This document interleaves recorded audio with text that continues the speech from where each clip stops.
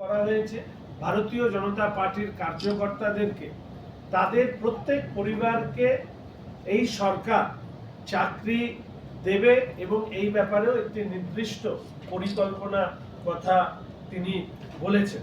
আমার মনে হয় সাংসদ মহাশয় তিনি যে বিষয়গুলো বলেছেন নতুন করে আর এর থেকে বাড়ানোর কিছু নেই। শুধু একটি কথা আপনাদেরকে বলে রাখি, সেটা হচ্ছে মাননীয় মুখ্যমন্ত্রী উত্তরবঙ্গের ভাষা, সংস্কৃতি, সাহিত্য, মনীষী তাদের প্রতি সম্মান প্রদর্শনের ক্ষেত্রে অত্যন্ত গুরুত্ব আরোপ করেছেন। এবং আজকে এখানে আপনারা যারা আছেন তারা জানেন যে মাননীয় মুখ্যমন্ত্রীর উপরে আঘাত আনার শুধু নয়, মানে তিনি তখন এলওপি ছিলেন, এছাড়া বিধায়কদের সাথেও বিভিন্ন ধরনের ঘটনা, এমনকি নাগরা কাটার ঘটনা আপনারা ভুলে যাননি।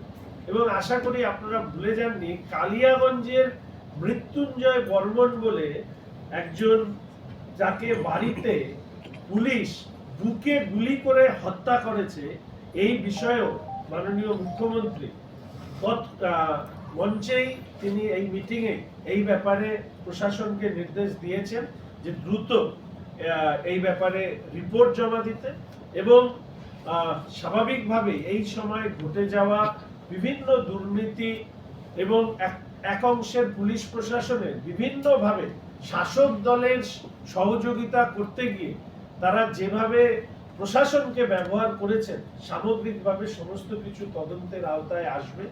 সরকার ইতিবাচক দৃষ্টিভঙ্গিতে উন্নয়নের কাজ এগিয়ে নিয়ে যাওয়া, সেন্ট্রাল যে স্কিম আছে সেই স্কিমগুলোকে মানুষের কাছে পৌঁছে দেওয়া, অন্নপূর্ণা ভান্ডার সহ আরো যত বিষয় সরকার সংকল্প পত্রে সেই প্রতিশ্রুতি দিয়েছেন সেগুলোকে দ্রুত কার্যকরী করবার জন্য জেলা প্রশাসনকে নির্দেশ দেওয়া হয়েছে। এবং আমরা বিধায়করা আশাবাদী মাননীয় মুখ্যমন্ত্রী এবং তার মন্ত্রিসভার সদস্যদের নিয়ে আমরা ইতিবাচক দৃষ্টিভঙ্গিতে কাজ করব।